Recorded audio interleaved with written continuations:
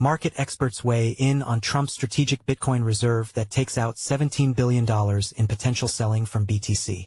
White House crypto and AI czar David Sacks said on X that the stockpile will also include other coins forfeited in criminal or civil proceedings.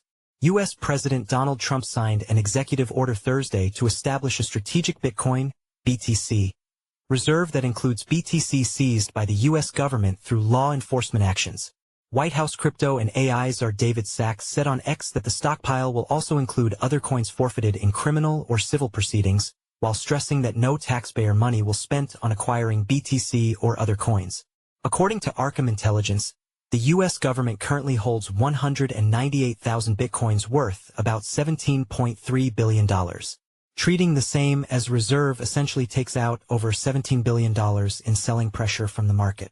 Still, Bitcoin extended losses, hitting lows near $84,700, reflecting investor disappointment over the lack of new BTC purchases for the U.S. government. Prices, however, have recovered to $87,600 at press time in hopes that Trump will announce a favorable crypto tax policy at Friday's White House Crypto Summit. Here is what market pundits had to say about the strategic reserve. Valentine Fournier, analyst, BRN. The executive order has disappointed some investors, as it explicitly states that the government will not acquire additional assets beyond those obtained through forfeitures. This lack of a clear acquisition plan has created confusion, weighing on market sentiment and leading to a 4% daily decline in Bitcoin, Ethereum, and Solana. Commerce Secretary Howard Lutnick has been authorized to develop a budget-neutral strategy for acquiring additional Bitcoin. Given Lutnick's strong ties to Bitcoin through his involvement with MicroStrategy, this could signal a hidden accumulation strategy by the U.S. government, potentially igniting a parabolic rally. Dick Lowe, CEO, TDX Strategies. Initial disappointment as the market had built up high expectations leading up to the announcement. However, the news is unambiguous positive. It would have been unrealistic to expect new buying without a plan on how it would be funded. An important distinction has been made between Bitcoin and the rest of crypto, i.e. not a single dollar will be spent buying altcoins. Potential further positive announcements to come from the Crypto Summit. More favorable tax treatment towards crypto. Andrew O'Neill, Digital Assets Managing Director, S&P Global Ratings. The significance of this executive order is mainly symbolic, as it marks the first time Bitcoin is formally recognized as a reserve asset of the United States government. Currently, the reserve will only include Bitcoin already owned by the U.S. government, specifically BTC forfeited through criminal or civil procedures. The order commits to holding this BTC as a reserve asset without selling it. However, the order does contemplate the possibility of acquiring additional Bitcoin for the reserve, provided it can be done in a budget-neutral manner. There is no indication yet of how much, if any, would be acquired nor a timeline. The order also clearly distinguishes between Bitcoin and other digital assets, which will not be included in the reserve but rather included in a separate stockpile. Jeff Anderson, head of Asia, STS Digital.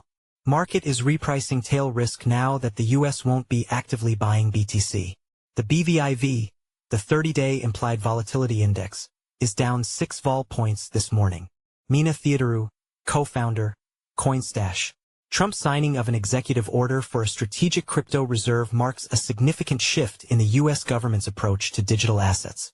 It establishes a strategic reserve for digital assets like Bitcoin, recognizing its value as a hedge against inflation, while also creating a digital asset stockpile for other cryptocurrencies like XRP, ADA, ETH, and SOL. However, investors shouldn't get ahead of themselves just yet. This executive order will not see the immediate purchase of new assets. Instead, it will primarily manage assets seized as proceeds of crime. With an audit requirement for transparency, this approach addresses past concerns about how confiscated crypto was handled. This initiative highlights a long-term commitment to digital assets, potentially boosting institutional adoption without the government needing to purchase additional holdings for this stockpile. As markets react to this announcement, it could lead to increased volatility in the short term. In the 60 minutes following the announcement, over $225 million was liquidated from crypto markets. Sean Farrell, head of digital asset strategy, Fundstrat. They do away with the silly idea of using taxpayer money to acquire BTC. I love corn, but we shouldn't be engaging in such actions while running a huge deficit. The second-order effects of this are more important than 200K of supply being taken off the market. We likely see more energy at the state level, ESP in states that run surpluses, and see other nation-states move toward adoption to front-run any future potential bid. It further legitimizes the asset for institutional investors that are perhaps still on the fence.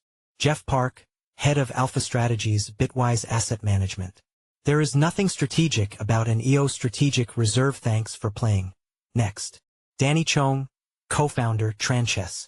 While some argue that disclosing the purchase limits could curb market momentum, the real significance goes beyond short-term price action.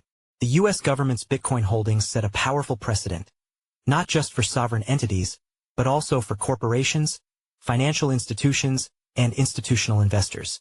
Until now, Bitcoin as a national reserve asset was primarily associated with El Salvador, a pioneering yet relatively small player on the global stage. The U.S. stepping into this space opens the door for other nations to follow suit. If more governments integrate cryptocurrencies into their reserves, the global demand for digital assets could increase exponentially and fundamentally shape how the world interacts with the asset class. Ryan Chow, CEO, Solve Protocol. Bitcoin becoming the strategic reserve confirms Bitcoin's status as an asset class, which will drive other governments, financial institutions, and corporations to develop financial services for Bitcoin. As reserves expand, infrastructure for Bitcoin financial services will need to follow, including wallet solutions, on-chain settlement frameworks, and stronger rails between Bitcoin and fiat systems.